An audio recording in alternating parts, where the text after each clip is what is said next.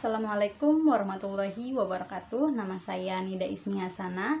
Saya dari jurusan Ekonomi Syariah A semester 6, NIM 171410029, MK Manajemen Perbankan.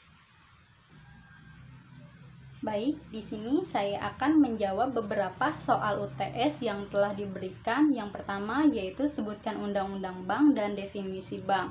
Undang-Undang Bank yang pertama yaitu Undang-Undang Nomor 21 Tahun 2008 tentang Perbankan Syariah, dan yang kedua yaitu Undang-Undang Nomor 7 Tahun 1992 tentang Perbankan, kemudian diubah menjadi Undang-Undang Republik Indonesia Nomor 10 Tahun 1998. Nah, yang ketiga yaitu Undang-Undang Nomor 23 Tahun 1999 tentang Bank Indonesia, kemudian diubah menjadi Undang-Undang Nomor 3 Tahun 2004.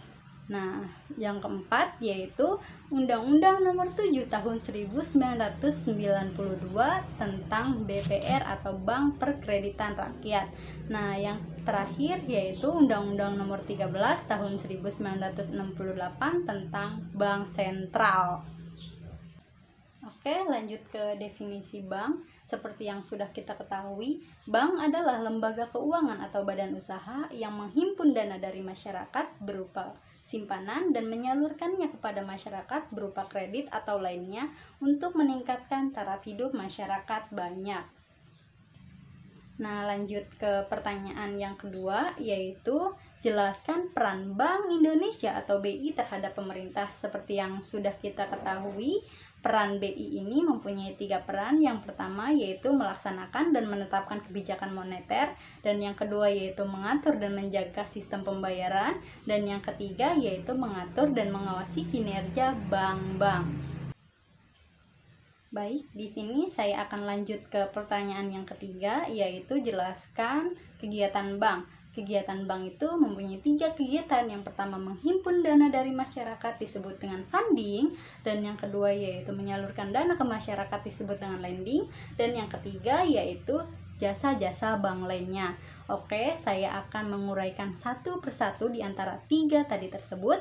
Yang pertama yaitu menghimpun dana dari masyarakat disebut dengan funding. Ini terdiri dari simpanan giro, simpanan deposito, dan simpanan tabungan. Nah, yang kedua yaitu menyalurkan dana ke masyarakat disebut dengan lending. Ini terdiri dari kredit investasi, kredit modal kerja, kredit perdagangan, kredit konsumtif, dan kredit produktif.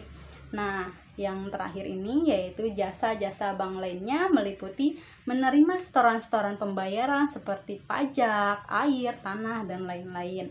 Nah, yaitu selanjutnya melayani pembayaran-pembayaran gaji, pensiun, honorer, atau dividen. Nah, yang selanjutnya di mana di dalam pasar modal perbankan ini dapat memberikan atau menjadi penanggung. Yang kedua yaitu wali amanah dan perantara perdagangan efek dan pedagang efek. Selanjutnya ada transfer, inkasso, clearing, safe deposito box, lalu ada banknote, bank card, dan referensi bank, lalu tentunya ada letter of credit. Oke, kita lanjut ke pertanyaan yang terakhir, yaitu dimana sekarang kita sudah mengetahui bahwa Indonesia menghadapi COVID-19 atau virus corona, di mana virus ini tidak hanya mengancam kesehatan masyarakat Indonesia, tetapi juga berimbas terhadap perekonomian Indonesia. Seperti yang sudah kita ketahui di berita-berita yang sudah beredar, bahwa Indonesia ini perekonomiannya sedang menurun, yaitu indeks bursa saham turun, lalu terperosoknya nilai rupiah, pelaku sektor real di sini sulit berusaha. Nah, secara garis besar, Indonesia menghadapi resiko kenaikan equity risk premium, penurunan suplai tenaga kerja, biaya produksi meningkat, dan penurunan permintaan, kenaikan harga barang, tentunya penghasilan pemerintah atau penghasilan masyarakat di sini menurun.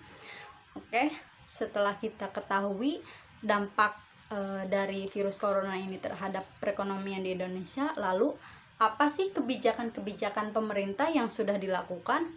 Ada beberapa kebijakan yang sudah pemerintah lakukan untuk mengatasi perekonomian menurun ini.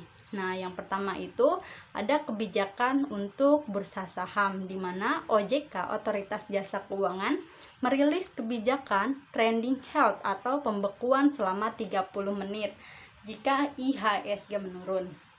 Nah, menurut saya, kebijakan ini sudah sesuai dengan kondisi bursa sekarang di Indonesia yang sedang menurun. Lalu, kebijakan yang kedua yaitu Presiden Joko Widodo sudah melaksanakan anggaran, sudah merelokasikan anggaran bersama pimpinan BPK, yaitu merevisi anggaran terkait penanganan untuk kesehatan, jaringan pengamanan sosial, dan insentif ekonomi bagi para UKM.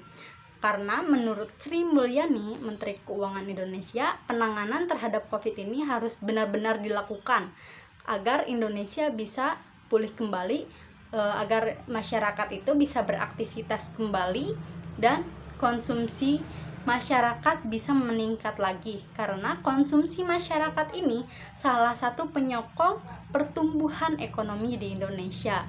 Nah, setelah kita mengetahui kebijakannya, imbasnya terhadap perekonomian Indonesia, lalu apa sih imbasnya bagi perbankan di Indonesia?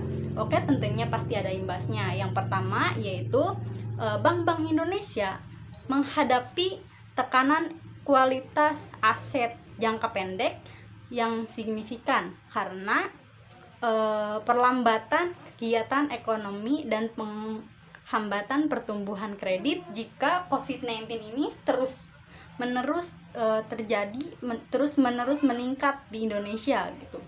Nah, jika terus meningkat, jika terus mengalami kenaikan terhadap masyarakat Indonesia yang terkena COVID-19 ini, lalu apa sih kebijakan dari Bank Indonesia yang sudah dikeluarkan atau yang sudah ditetapkan? Oke, bank-bank di Indonesia sekarang sudah mengeluarkan aturan keringanan kredit kepada perusahaan yang berdampak pandemi COVID-19 ini, yaitu untuk melakukan penundaan pembayaran kewajiban kepada debiturnya yang terkena COVID-19. Menurut saya, kebijakan ini sudah sesuai karena kebijakan kredit ini, penundaan pembayaran ini, seperti kita sudah mengetahui bahwa di Indonesia ini sedang mengalami penurunan penghasilan bagi masyarakatnya, bagi perusahaan. Nah, dengan adanya keringanan kredit kepada perusahaan atau masyarakat ini tentunya berdampak baik, dan kebijakan ini sesuai dengan yang telah terjadi pada perekonomian di Indonesia saat ini. Oke, itu saja yang dapat saya sampaikan. Kurang dan lebihnya mohon maaf. Wassalamualaikum warahmatullahi wabarakatuh.